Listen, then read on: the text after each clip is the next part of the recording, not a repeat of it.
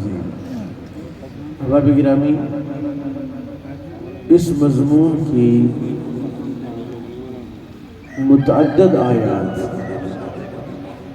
کہ ہر نبی نے جن انبیاء کا ذکر اللہ نے قرآن میں کیا، حضرت نوح علیہ السلام نے یہی کلمات کہے، لا اسألکم علیہ اجرا ان اجری الا علی رب العالمین۔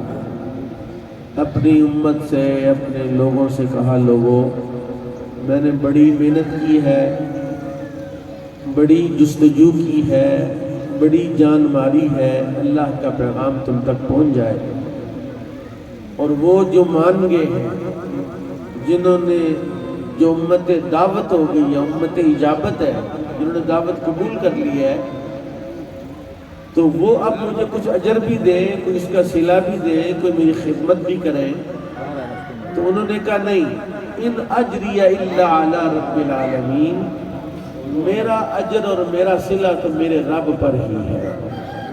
حضرت لوط علیہ السلام نے بھی یہی بات کہی، فرمایا لا اسألکم علیہ اجرا ان اجری الا علی رب العالمین، کہ میں اپنی محنت اور اپنی تبلیغ پر تم سے کوئی اجر نہیں مانگتا، میرا اجر تو اللہ پر ہی ہے۔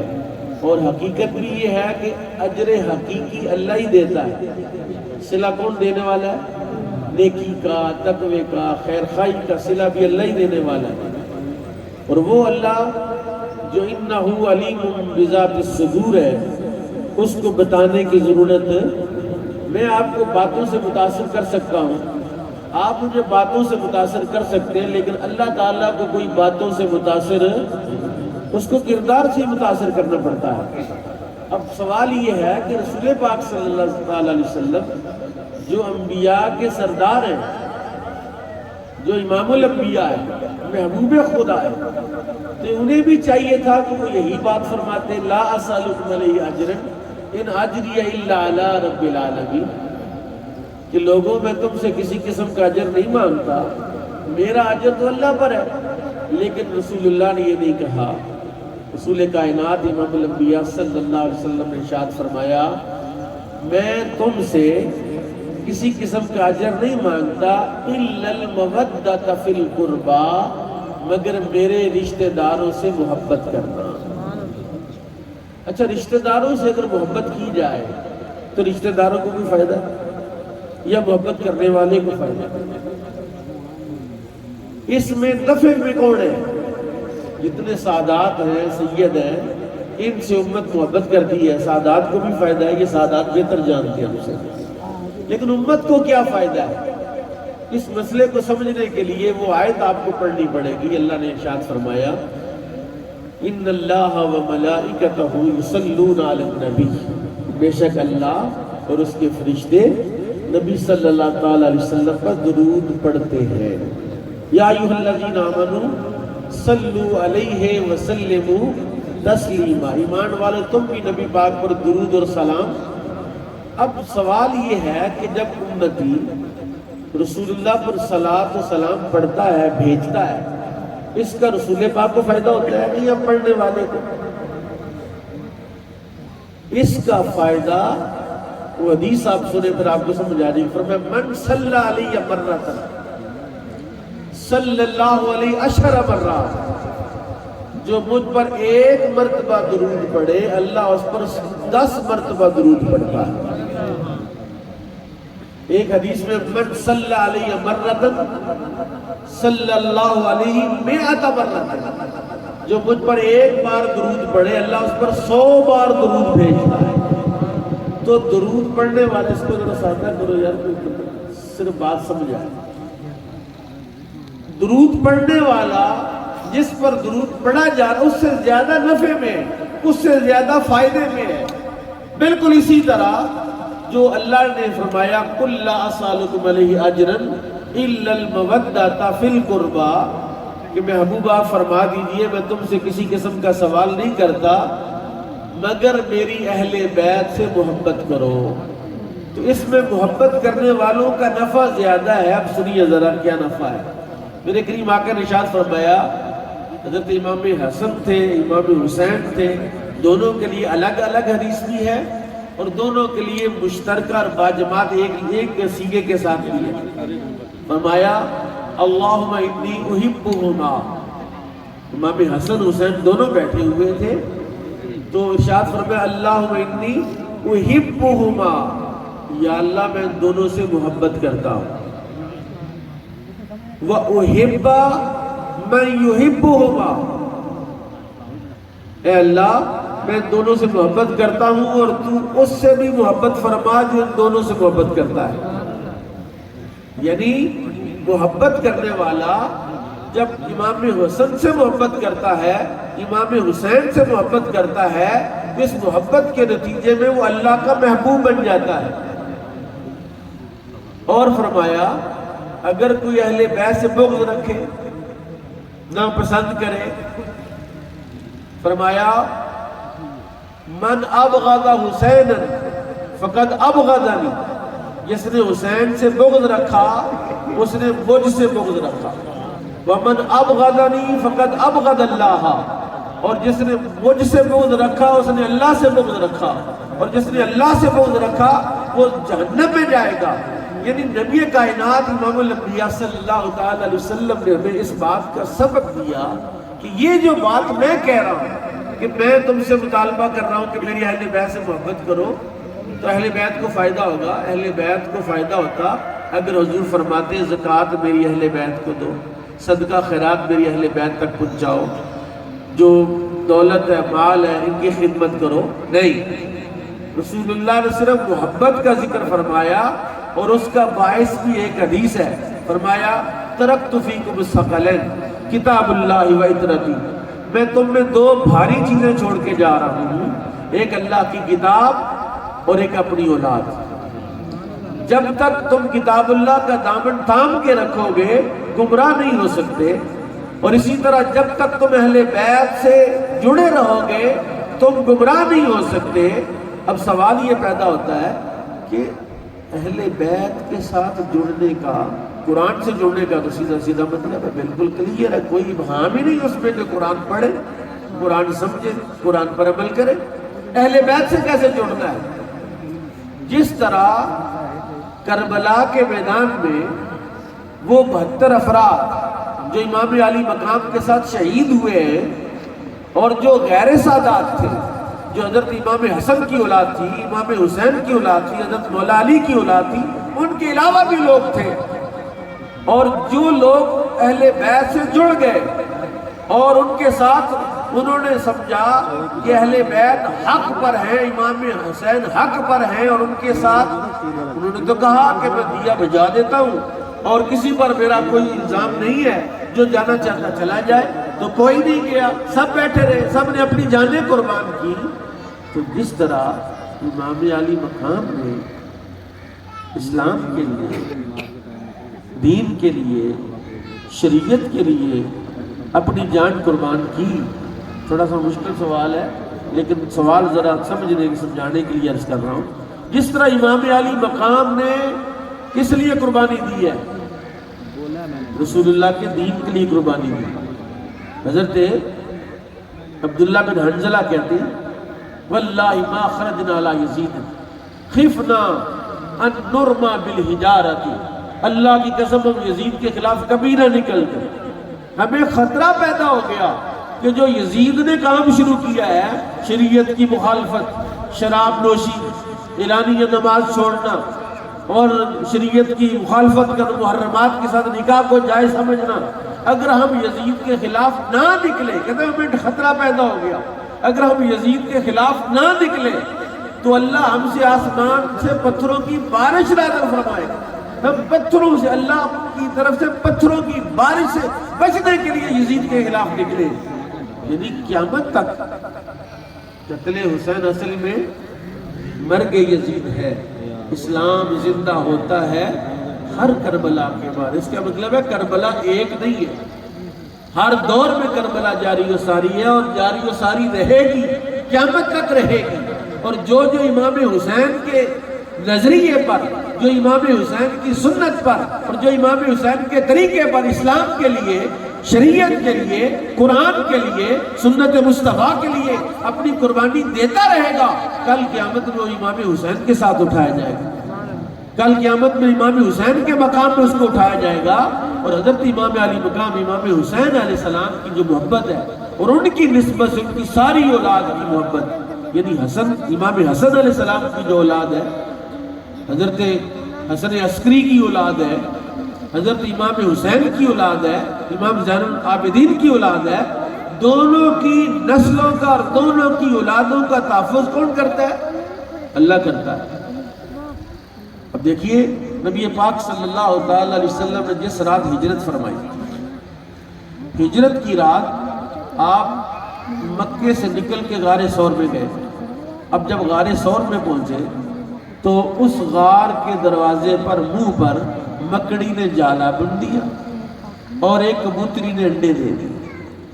مکے کے کافر وہاں تک آئے، انہوں نے کہا یہ تو رسول اللہ کی ولادت سے بھی پہلے کا جاڑا ہے اور یہ کبوتری کے انڈے ہیں، یہاں سے اگر کوئی اندر جاتا تو انڈے ٹوٹ جاتے۔ اب اس کبوتری نے رسول اللہ کا دفاع کیا، قیامت تک کے لیے اللہ نے اس کی نسل کی حفاظت فرمائی ہے۔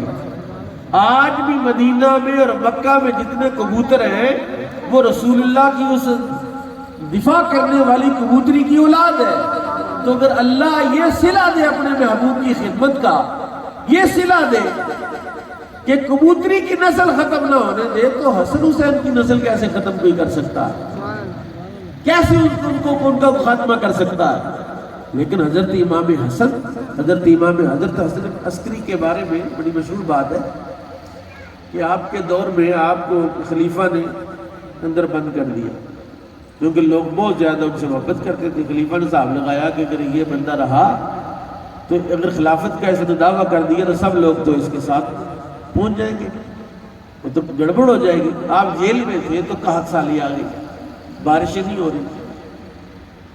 انہوں نے سارے مسلمانوں کا استسقاء کے لیے چلو، نماز کے لیے چلو، نماز کے لیے نکلے، بارش نہیں ہوئی، 2 دن 4 دن جاتے ہیں، بارش ہوئی۔ عیسائیوں سے کہا اب تم جاؤ دعا مانگو، عیسائی گئے کوئی بارش نہیں۔ یہودیوں سے کہا اب تم دعا کرو، یہودی گئے تو بارش آ گئی۔ پریشانی بڑھ گئی کہ مسلمان دعا کر رہے ہیں تو بارش نہیں ہوتی، عیسائی دعا کر رہے ہیں بارش نہیں ہوتی۔ تو خلیفہ کو لوگوں میں اضطراب پیدا ہو گیا کہ شاید یہودی جو ہے وہ اللہ کے محبوب قوم ہے تو ان کے میں کوئی یہ وہی چیز ہے۔ خلیفہ خود گیا جیل میں حضرت حسن عسکری کی خدمت میں کہ جناب آپ کے نانا کی امت گمراہ ہو رہی ہے تو آپ کچھ کریں۔ آپ نے فرمایا ٹھیک ہے، تو ان پادریوں کو، ان یہودیوں کو بلاؤ اور جہاں وہ دعا کریں تو مجھے بھی وہاں بلا لیں۔ چنانچہ ایسا ہی ہوا، دعا کر رہے تھے تو بادل ہو گئے، کالی گھٹائیں چھانا شروع ہو گئی۔ حضرت حسن عسکری نے کہا اپنے خادم سے کہ وہ جو ان کا بڑا راہب ہے نا، دوڑ کے جا کے اس کے ہاتھ پر نا زور سے، ایسے ہاتھ اٹھائے ہوئے، زور سے اس کے ہاتھ پر ہاتھ مارا، بڑی زور کے ساتھ ہاتھ مارا۔ زور سے ہاتھ مارا تو اس کی انگلیوں کے درمیان ایک ہڈی تھی، وہ نیچے گر گئی۔ ہڈی کا نیچے گرنا تھا تو بادل غائب ہو گئے۔ انہوں نے جلدی سے ہڈی پکڑ کے انہوں نے کہا یہ بنی اسرائیلی یہودی انبیاء کے قاتل ہیں اور کسی نبی کے انہوں نے قتل کر کے اس کے جسم کی ایک ہڈی بچا کے رکھی ہوئی تھی، اس کے وسیلے سے دعا کرتے تھے اللہ ہڈی کے صدقے عطا فرما دیتا۔ اللہ کو حیا یہودیوں کی نہیں، اللہ کو حیا اس نبی کے جسم کی، اس ہڈی کی ہے۔ تو جو اللہ نبی کے جسم کی ہڈی کی حیا کرتا ہے وہ نبی کی نسل کی حیا نہیں کرے گا۔ وہ میرے ایک بزرگ ہیں، وہ بتاتے ہیں کہ جھنگ کے اندر ایک بزرگ ہے غلام حسین سہواگ، بہت بڑا دربار ہے۔ تو انگریز کے دور میں ان کا کمال یہ تھا کہ جس کو دیکھ لیتے تھے نا وہ کلمہ پڑھ لیتا، جس ہندو کو دیکھ لیا سے وہ کلمہ پڑھ لیتا، جس سکھ کو دیکھ لیتے کلمہ پڑھ لیتا۔ تو اس طرح بڑی دنیا جدھر جاتے وہ لوگ مسلمان ہوتے جاتے۔ انگریز کی عدالت میں ان کے خلاف مقدمہ ہو گیا کہ زبردستی کلمہ پڑھاتا۔ ان کو کچہری میں بلایا، عدالت میں کٹہرے میں کھڑا کیا، انہوں نے کہا ایک انگریز جج تھا اور ایک ہندو جج تھا، دونوں بیٹھ گئے۔ انہوں نے کہا آپ پر الزام ہے کہ آپ زبردستی کلمہ پڑھاتے ہیں۔ انہوں نے کہا اچھا یہ الزام ہے؟ انہوں نے نا جو لوگ عدالت میں بھری ہوئی تھی ان کو کس نے کہا کلمہ پڑھو؟ سب نے کلمہ پڑھ لیا۔ سامنے جو وکیل تھے ان کا ان کو کس نے کہا کلمہ پڑھو؟ انہوں نے بھی کلمہ پڑھ لیا۔ اب دونوں جج کرسیاں چھوڑ کے بھاگے تو آپ نے کہا تمہیں کس نے کہا کلمہ پڑھو؟ ساری عدالت نے کلمہ پڑھ لیا۔ اب میں جو بات بتانے لگا وہ یہ نہیں ہے، وہ سے اگلی ہے۔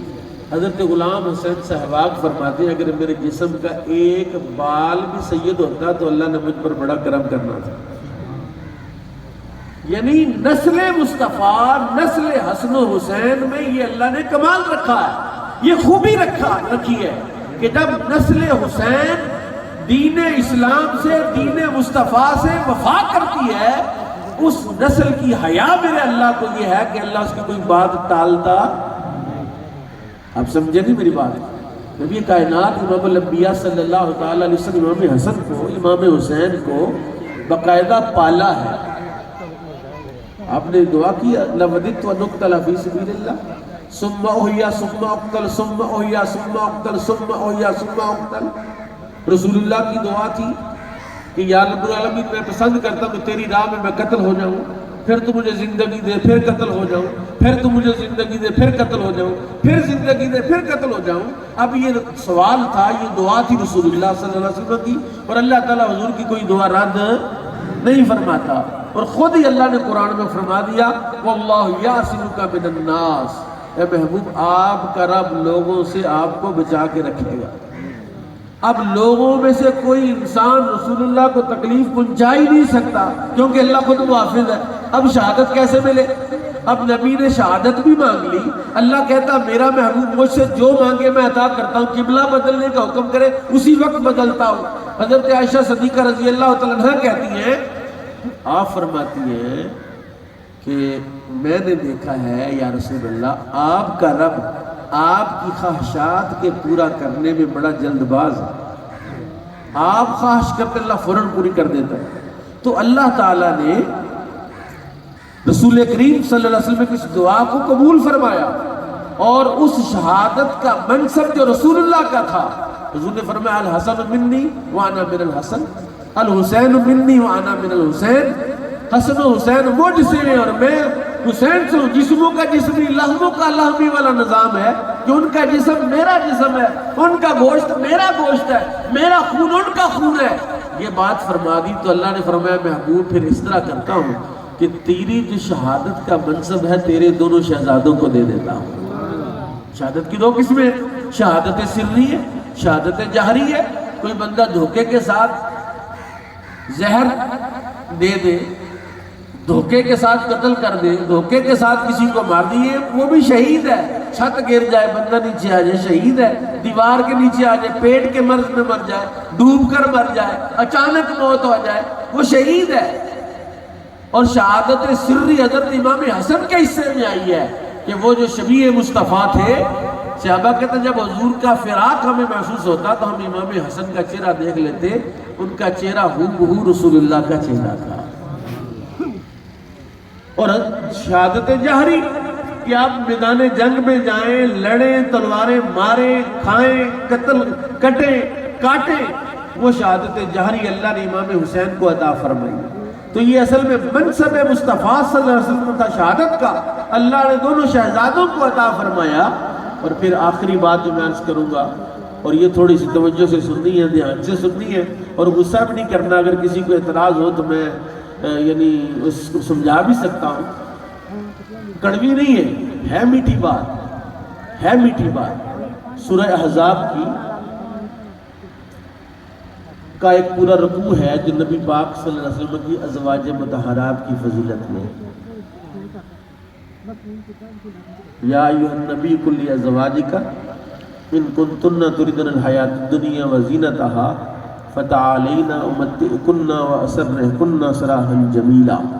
یہاں سے شروع ہوتا ہے رکوع، اور اس میں درمیان میں جا کر آتی ہے وہ آیت انما یرید اللہ لیذھب عنکم الرجس اہل البیت ویطہرکم تطہیرا۔ یہ منصب میرے آقا کے پاس، جس کو چاہے جو فرما دے اللہ اس کو رد نہیں فرماتا۔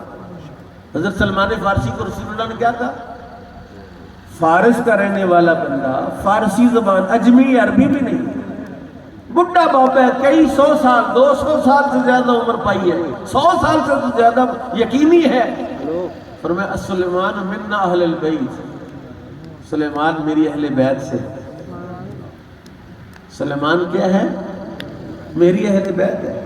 اب دیکھیے ذرا توجہ کیجئے کہ نبی پاک صلی اللہ تعالیٰ علیہ وسلم نے اپنی کسا یعنی چادر کے نیچے حضرت سیدہ خاتون جنت کو، امام حسن کو، امام حسین کو اور حضرت مولا علی کو لیا۔ ان 4 افراد کو چادر کے نیچے لے کر کیا کہا؟ اللہم ہاؤلائی اہل البیت، اے میرے اللہ یہ میری اہل بیت ہے، یہ چادر ہے رسول اللہ، اور اس چادر کے نیچے ایک دفعہ یہ ہستیاں آئی ہیں، اور یہ ہستیاں اتنی متبرک ہیں، اتنی اعلیٰ ہیں، اتنی نفیس ہیں کہ میرے آقا و مولا امام الانبیاء صلی اللہ علیہ وسلم کے دل کا قرار اور چین ہے، جن کے لیے جبریل بھی آتا تھا، جو ایک مرتبہ چادر کے نیچے آئے تو وہ تو اہل بیت ہو، اور جنہوں نے سینکڑوں کی تعداد، سینکڑوں بار نبی پاک صلی اللہ علیہ وسلم کے دامن سے وابستہ، حضور کی چادر کے لیے، حضور کے بستر پر لیٹے، وہ ازواج مطہرات، وہ نبی کی بیویاں، وہ مومنوں کی مائیں، اور وہ تمام سادات، اور وہ تمام حسنین کریمین، ان کی ساری نسل کی مائیں حضرت رسول پاک صلی اللہ علیہ وسلم کی ازواج ہیں۔ قرآن کہتا ہے ازواجہم امہاتہم، نبی کی بیویاں مومنوں کی مائیں ہیں۔